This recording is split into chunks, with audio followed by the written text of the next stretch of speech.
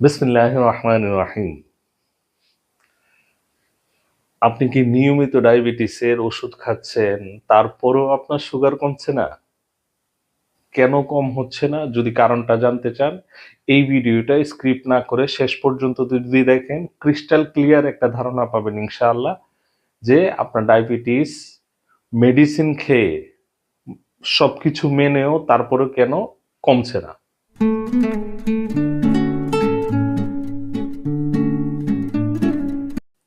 আসসালামু আলাইকুম এভরিওয়ান। আমি ডাক্তার সাইদুর রহমান। আমার ২০ বছরের হোমিওপ্যাথি ক্লিনিক্যাল এক্সপিরিয়েন্স থেকে আজকে আপনাদেরকে জানাবো নিয়মিত ওষুধ সেবন করেও কেন সুগার কম হয় না। সো কথা না বেরিয়ে চলুন মূল আলোচনায় চলে যাই। আজকের টপিক ছোট্ট একটা টপিক, খুবই ইম্পর্টেন্ট। কারণ আমাদের ঘরে ঘরে আমাদের প্যারেন্টস, আমাদের ভাই বোন অনেকেই আছেন এখন এই ডায়াবেটিসে আক্রান্ত। নিয়মিত ওষুধ খাচ্ছেন, নিয়মিত সবকিছু করছেন, ডাক্তার যেভাবে বলছে এইভাবে ওষুধগুলি নিয়মিত সেবন করছেন, তারপরেও সুগার লেভেল কোনো রকমই কম হচ্ছে না। এই সমস্যাটা এখন আমাদের ঘরে ঘরে। সো আমাদের আজকের এই ছোট্ট একটা টপিক থাকবে, নিয়মিত ওষুধ খেয়ে কেন ডায়াবেটিস কম হচ্ছে না। কারণ ডায়াবেটিস শুধু প্যানক্রিয়াসের সমস্যা না, এটা একটা লাইফস্টাইল ডিজিজ। এই ডায়াবেটিসটা অনেকটা ডিপেন্ড করে আপনার জীবনযাপন, আপনার খাবার দাবার, আপনার রেস্ট, আপনার টেনশন, বুকের ভিতরে জমা কষ্ট, এই সবগুলি মিলিয়েই আসলে ডায়াবেটিসটা, আপনার সুগারটা ডিপেন্ড করে এটা কিভাবে কমবে। এখন আপনি ডক্টর সাহেব আপনার শুধু সুগারের ওষুধ দিচ্ছে সুগার ডাউন করার জন্য, কিন্তু এই সুগারটা কেন হাই হচ্ছে?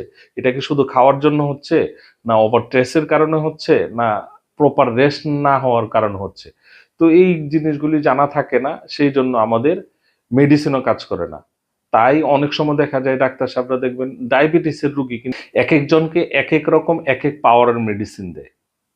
সো সেই ক্ষেত্রে অনেক ডাক্তার এইগুলি আইডেন্টিফাই করে, সেই জন্যই এক একজনের এক এক রকম মেডিসিন, এক একজনের এক এক রকম মেডিসিন হয়।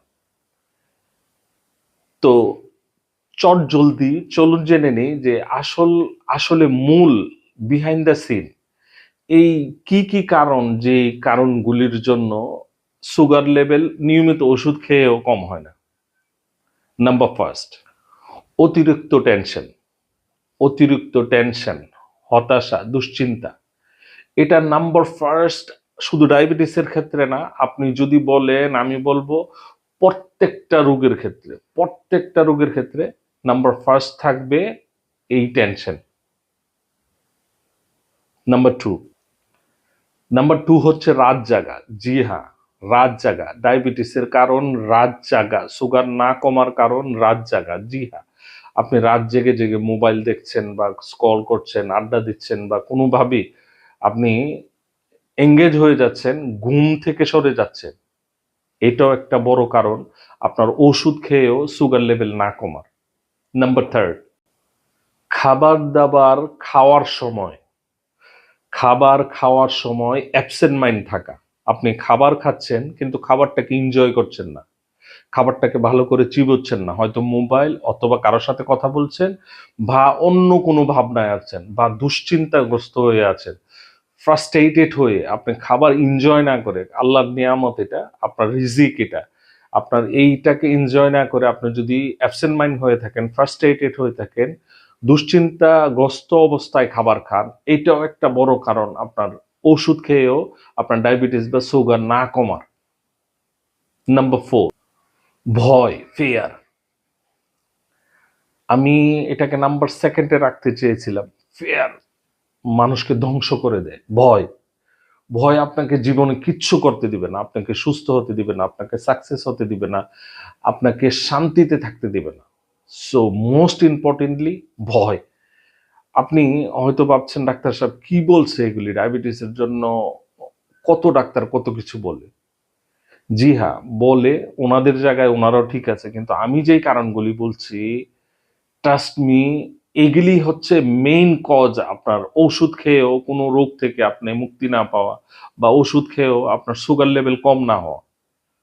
সো এই যে 4টা কারণ, এই 4টা কারণ যদি আপনি মেনটেন করতে পারেন, তাহলে আপনি মেডিসিন খেয়ে লাইফস্টাইল মেনটেন করে খুব সহজেই ডায়াবেটিস রিভার্স করতে পারবেন, খুব সহজেই আপনার সুগার লেভেলকে কন্ট্রোল করতে পারবেন। এই ছিল আমার ছোট্ট আলোচনা।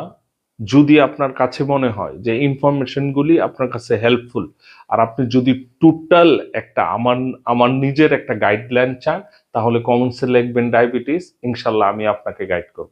এই ছিল 4টা প্রধান কারণ, যেই কারণগুলি আপনার সুগার লেভেলকে কম হতে দেয় না নিয়মিত ওষুধ সেবন করার পরেও। যদি আমার এই ভিডিওটা ইনফরমেটিভ হেল্পফুল মনে হয়, প্লিজ আমার চ্যানেলটা সাবস্ক্রাইব করে নোটিফিকেশন বারটা অন করে রাখবেন, স্বাস্থ্যসেবার ছোট্ট ছোট্ট এই পরামর্শগুলি যাতে সবার প্রথমেই আপনার কাছে পৌঁছে যায়। আজ এই পর্যন্তই। ধন্যবাদ সবাইকে। আল্লাহ সুবহানাহু ওয়া তাআলা আপনাদের সবাইকে অনেক অনেক সুস্থ রাখুক, অনেক অনেক ভালো রাখুক।